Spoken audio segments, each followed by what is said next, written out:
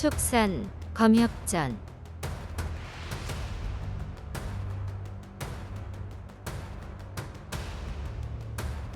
육화, 영물과 유괴. 명산에서 영물을 빌려온 검선이 협객과 밤새 얘기하고 동굴에서 유괴를 제거한 아버지가 딸과 다시 상봉하네.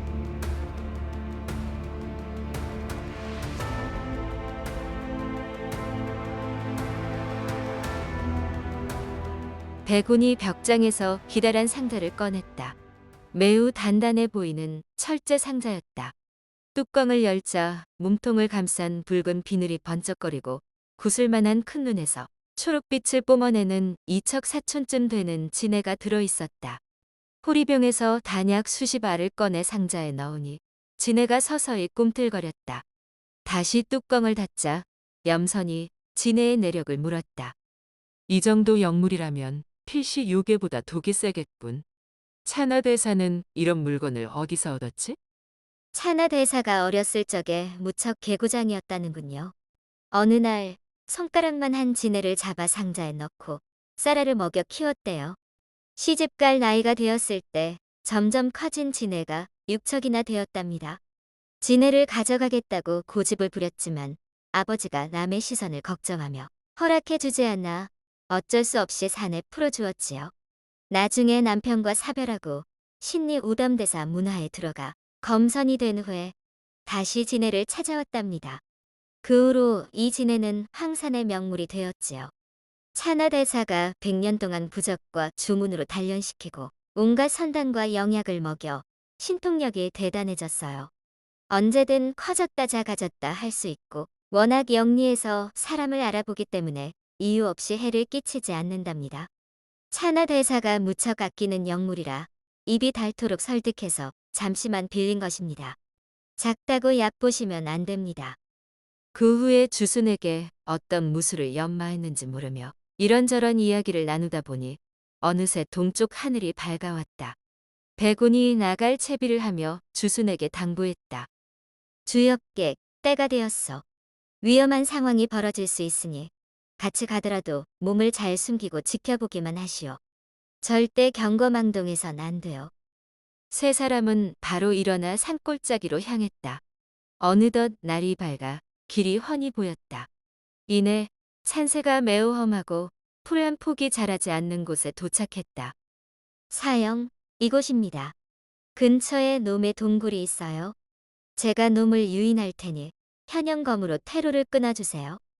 백운이 동굴로 이동하는 동안 염선과 주수는 높은 봉우리로 자리를 옮겼다. 위에서 내려다본 동굴은 빨려 들어갈 듯 깊었다. 백운이 동굴 앞에서 요란한 소리를 내다가 큰 바람이 일기 시작하자 황급히 뒤로 물러섰다. 곧이어 시커먼 회오리바람과 함께 좋기 십장은 될 법한 뱀요괴가 모습을 드러냈다. 번쩍이는 금빛 비늘로 뒤덮인 몸통은 항아리처럼 굵고 시뻘건 눈은 날카롭게 번뜩였다. 반 이 정도 요괴를 유인하던 백운이 돌연 몸을 돌려 자줏빛 검광을 날렸다. 받아라.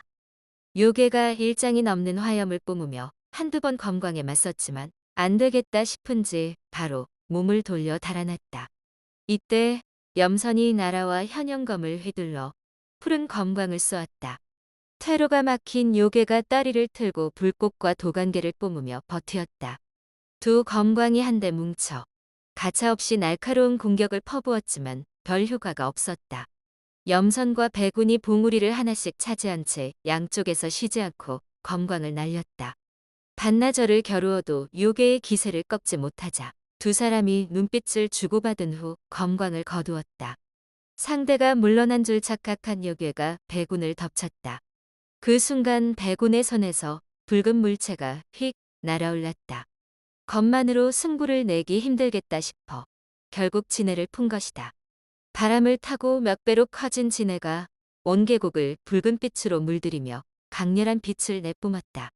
뱀요괴는 천적인 진해가 나타나자 불꽃과 도간개를 뿜으며 사력을 다해 싸웠다.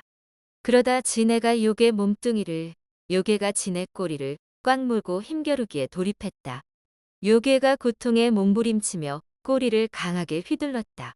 힘이 얼마나 센지 주변 바위가 사정없이 부서져 날렸다. 그 사이 세 사람이 한 곳에 모였다. 염선이 진해를 도우려고 현영검을 뽑아들자 배군이 만류했다. 혹여 진해가 검광에 다칠까봐 염려스러웠기 때문이다. 그때 괴눈과 함께 천지가 뒤흔들리더니 서로 물고 버티던 요괴와 진해가 동시에 털썩 널브러졌다. 요괴가 꼬리를 세차게 흔들면서 높은 바위산을 건드렸는지 집채만한 바위가 요괴 머리로 떨어진 것이었다. 요괴 머리통이 박살나면서 뼈가 다 튀어나왔다. 염선과 배군이 쏜살같이 날아가 요괴 몸통을 갈기갈기 찢어버렸다. 그리고 기력을 다해 싸운 진해도 숨이 끊어졌다. 일이 될까봐 내놓지 않으려 했는데 차나 대사에게 어찌 고해야 할지. 이 진해는 요괴를 물리쳐 만물을 구했으니 큰 공덕을 쌓은 셈이네. 차나 대사도 이 점을 헤아려 크게 탓하지 않을 것이야. 그때 산 너머에서 검은 옷차림에 호리병을 찬 소녀가 날아와 두 검선에게 예를 갖추어 인사했다. 후배 주경운, 차나 대사의 명을 바꾸었습니다. 사부께서 진해가 죽은 것은 정해진 운명이니 괴념치 마시라 하였습니다. 진해의 사체는 사부님 뜻에 따라 제가 거두겠습니다. 그러고는 진해 입에 단약을 넣었다. 진해 몸통이 8촌 크기로 줄어들자 호리병에 넣은 후 배군에게 물었다. 사부께서 저희 아버지가 여기 계시다고 했는데 뵐 수 있을까요? 배군이 그제야 주경운이 주순의 딸임을 알고 기꺼워하며 주순을 불렀다. 오랜만에 재회한 부녀는 기뻐서 어쩔 줄 몰랐다. 주순은 원래 차나에게 도움을 청하러 가던 길이었다. 뜻하지 않게 배군을 만나 요괴를 잡느라 정신이 없어 원래 목적을 잠시 잊고 있었는데 마침 운 좋게 딸을 만난 것이다. 그래서 모태가 원수를 갚겠다고 찾아왔다가 성도로 간이를 말하며 차나에게 잘 말해달라고 부탁했다. 이런 작은 일에 사부가 직접 나서실 수 없지요. 그래서 제가 온 거예요. 그동안 사부님을 따라 황산에 올라 검수를 완성했거든요. 사실 아버지가 검수를 익히지 못한 것이 마음에 걸려 몇 번이나 사부께 부탁드렸지만 매번 거절하셨어요. 사부는 아버지와 인연이 없고 남자 제자는 받아본 적이 없다고요. 하지만 실망하지 마세요. 사부 말씀이 아버지가 곧 인연이다. 좋은 사부를 만날 테니 무조건 성도로 가라고. 일단 성도에 도착하면 아버지를 인도해 줄 사람이 나타날 것이라고 하셨답니다.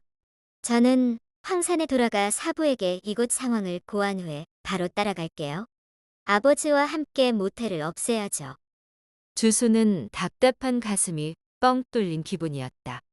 주경운이 세 사람에게 작별을 고하고 황산으로 돌아갔다. 주수는 뛰어난 검법과 명성을 겸비한 염선과 배군을 놓치고 싶지 않아 제자로 받아달라 간청했다.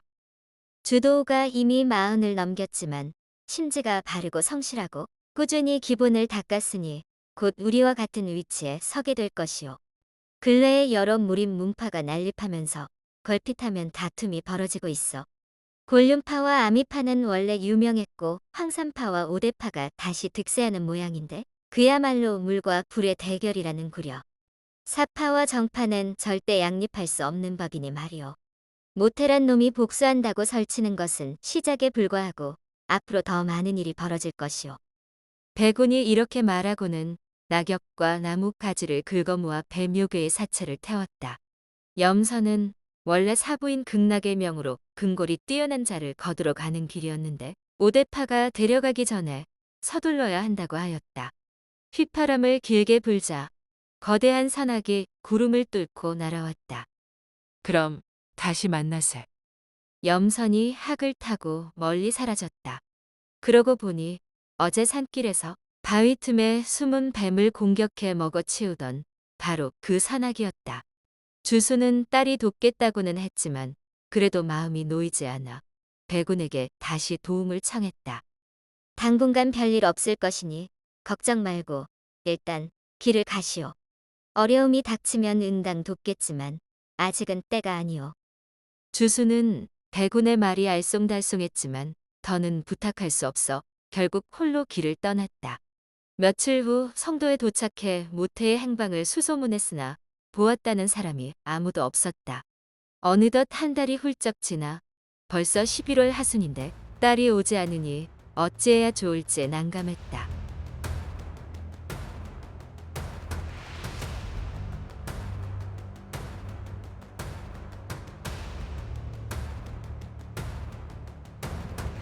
다음 화에서 이어집니다.